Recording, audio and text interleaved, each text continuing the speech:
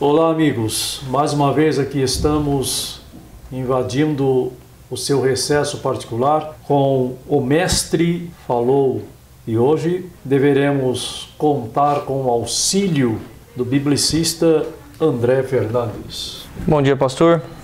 No último vídeo o senhor deixou a temática, as doutrinas escatológicas. Então, para iniciar esse vídeo, gostaria de saber qual que é a primeira que o senhor gostaria de estudar, das primeiras doutrinas. Dentre as 14 doutrinas escatológicas, nós deveremos iniciar pensando na doutrina das alianças. O que de fato é essa doutrina?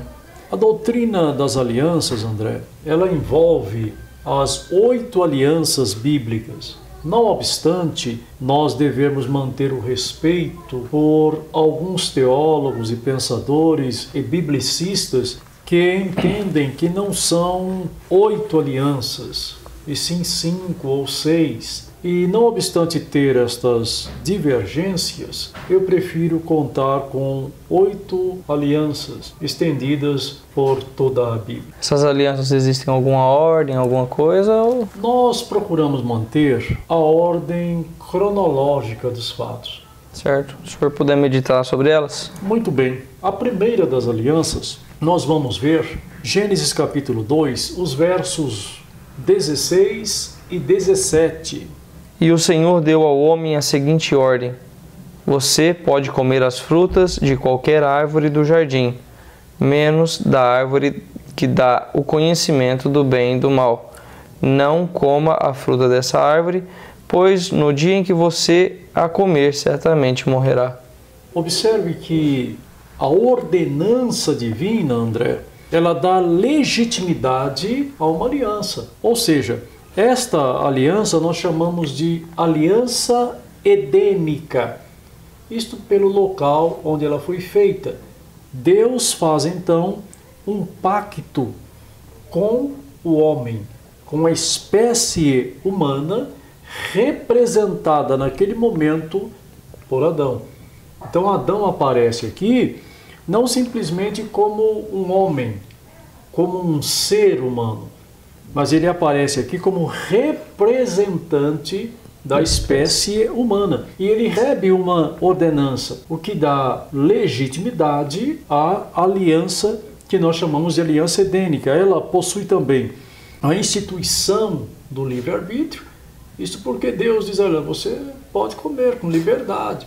E Deus não, ele não proíbe o Adão de comer do fruto, mas ele faz uma restrição. Ou seja, depende da escolha de Adão. Logo, ele tem livre-arbítrio, ele come se quiser.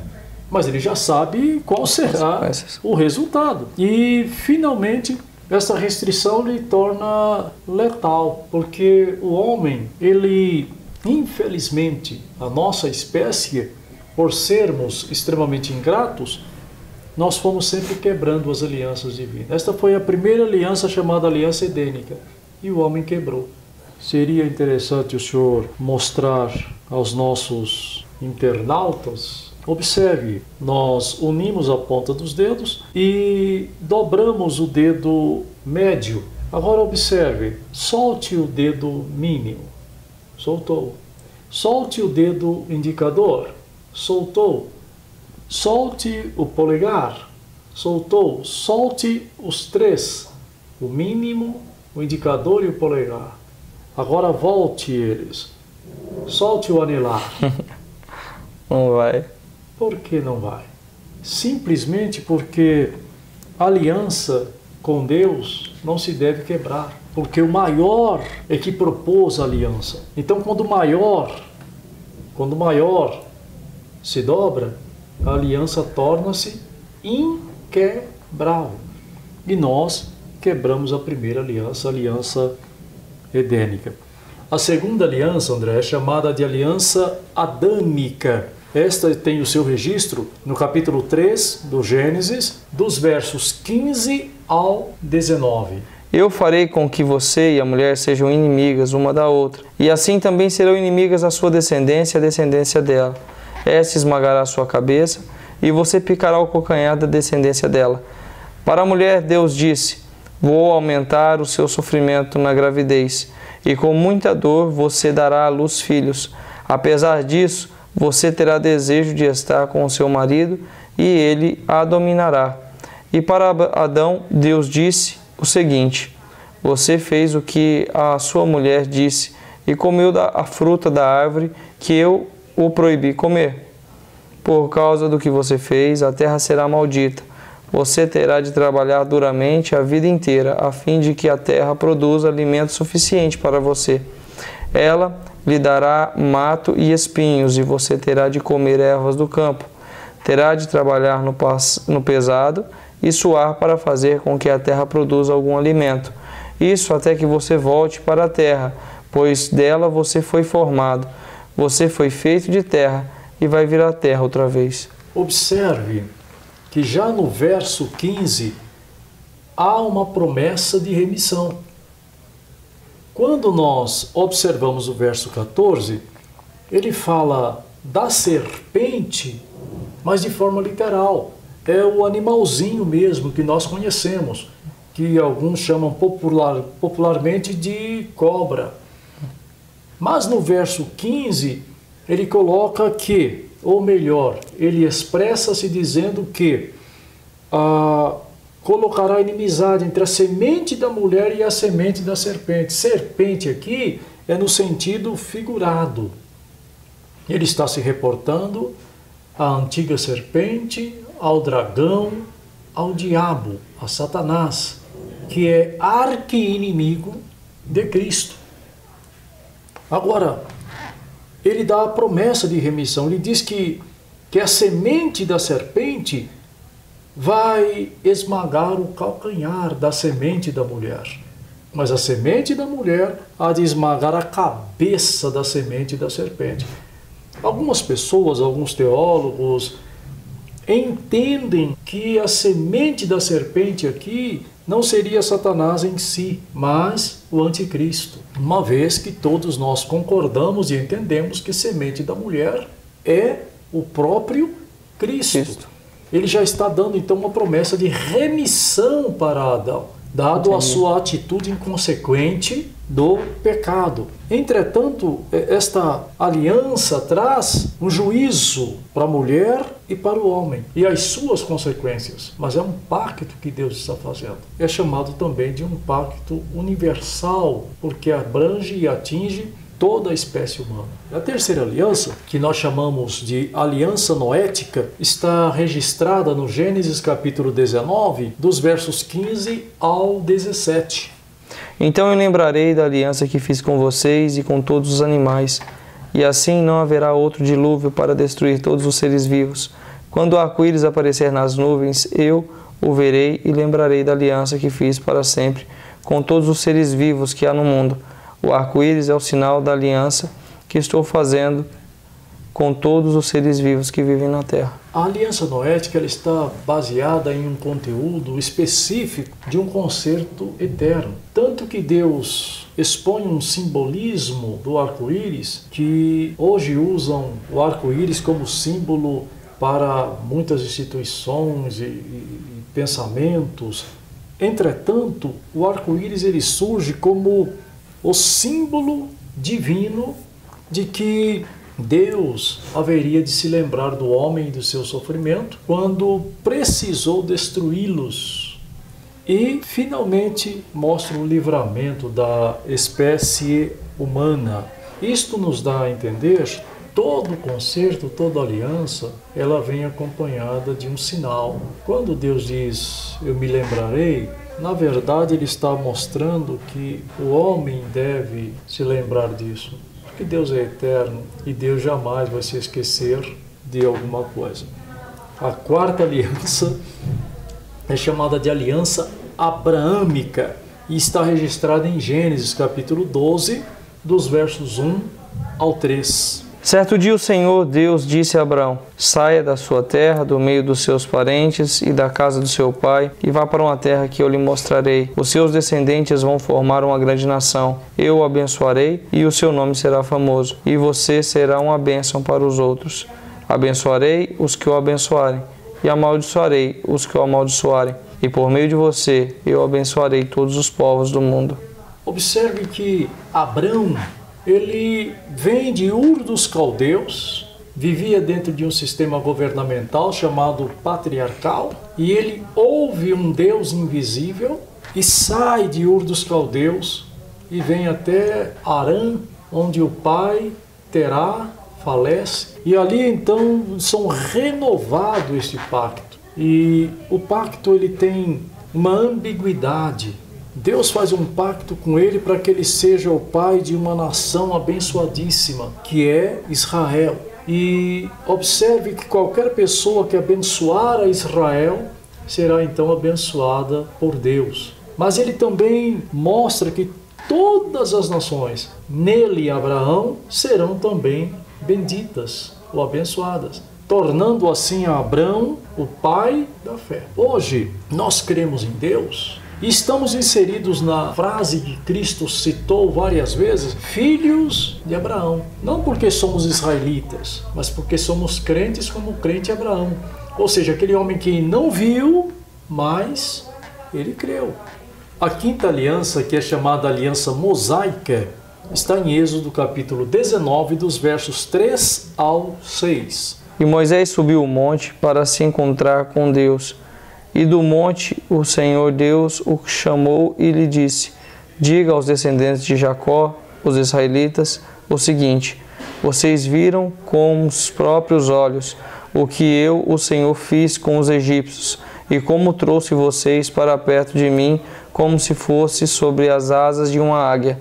Agora, se me obedecerem e cumprirem a minha aliança, vocês serão o meu povo. O mundo inteiro é meu, mas vocês serão o meu povo, escolhido por mim. Vocês são um povo separado somente para mim, e me servirão como sacerdotes.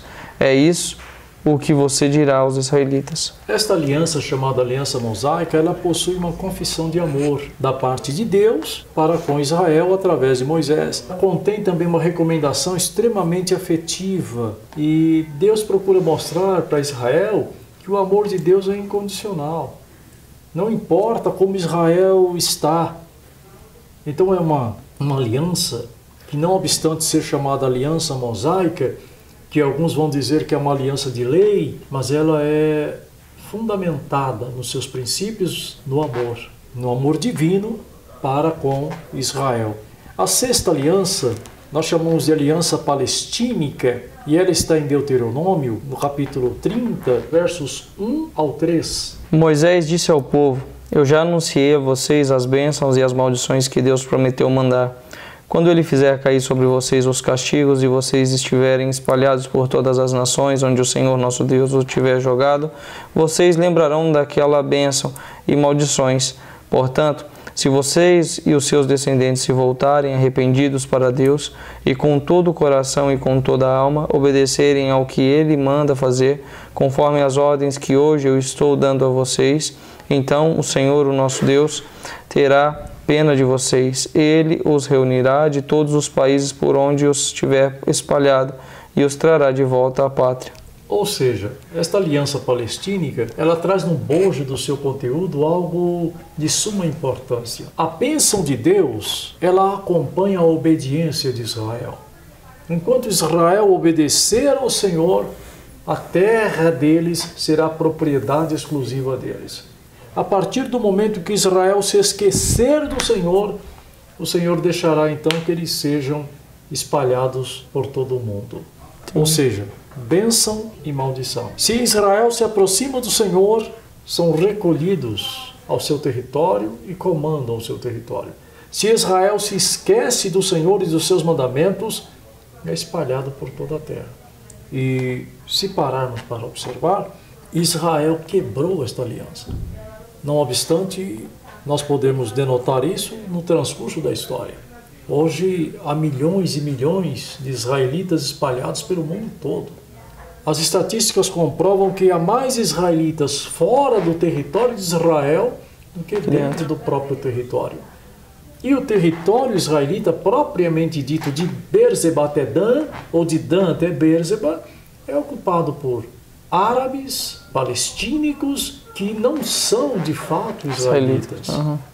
Ou seja, o quão longe do Senhor está Israel.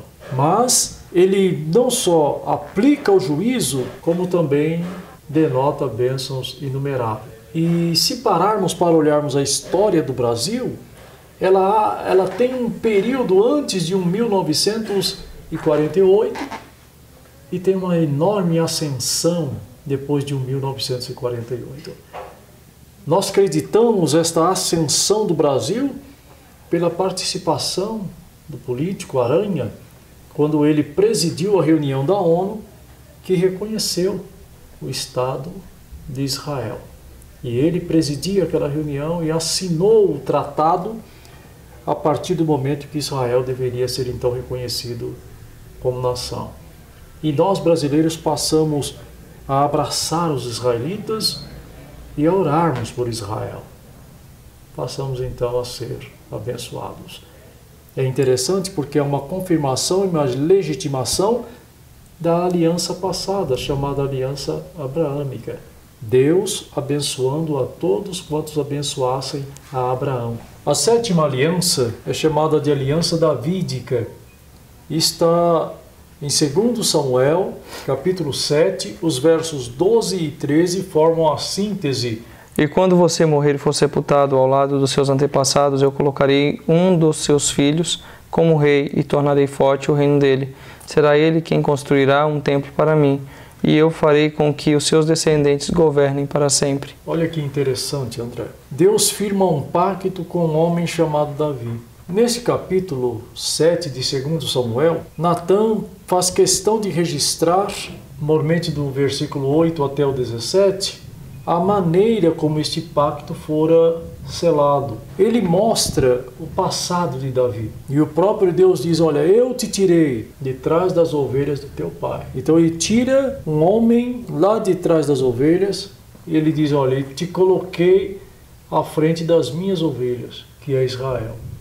Então ele veio de um cuidador de ovelha, Deus o levou a ser rei em Israel. Porém, ele traça essa retrospectiva da vida de Davi e ele nem considera as falhas de Davi. E ele faz uma coisa interessante, porque ele vai mostrar que esteve sempre presente na vida de Davi e faz uma coisa inesperada.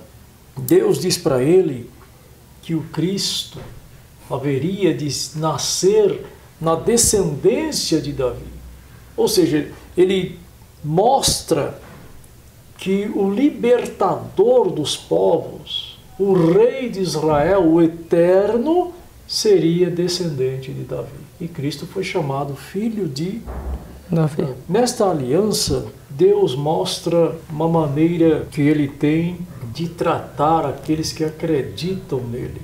E Davi aqui é um dos nomes mais venerados em Israel, pela sua amizade com Deus e por ser ele detentor de um pacto eterno. A aliança é chamada de a nova aliança e está em Hebreus capítulo 8, verso 7.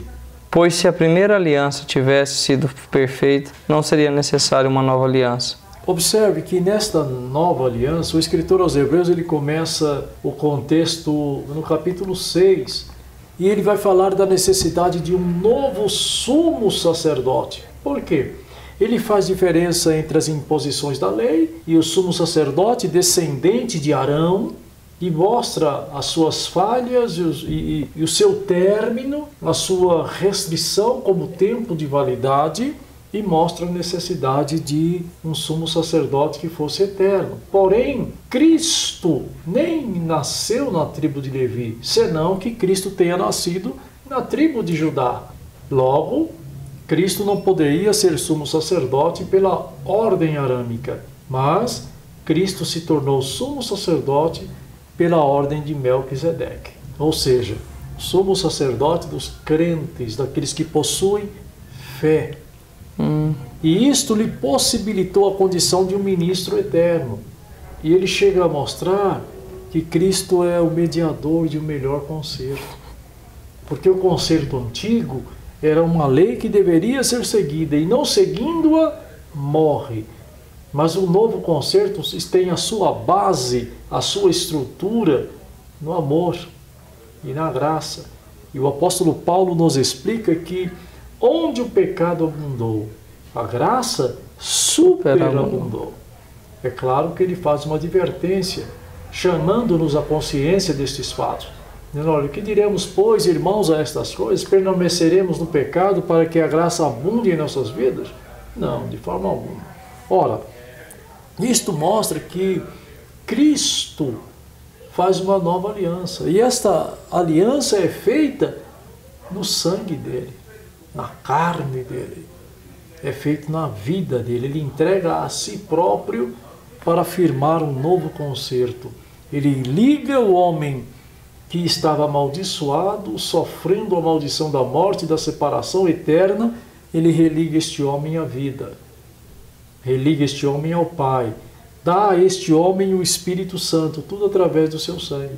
Este é o Novo Testamento que é feito no meu sangue, que é derramado por vós, que é o sangue de uma nova aliança, uma aliança inquebrável, visto que todas as outras alianças, as 7 anteriores, nós quebramos as demais alianças. Mas esta, a aliança, a nova aliança, a aliança que foi feita no sangue de Cristo, ela é de fato inquebrável.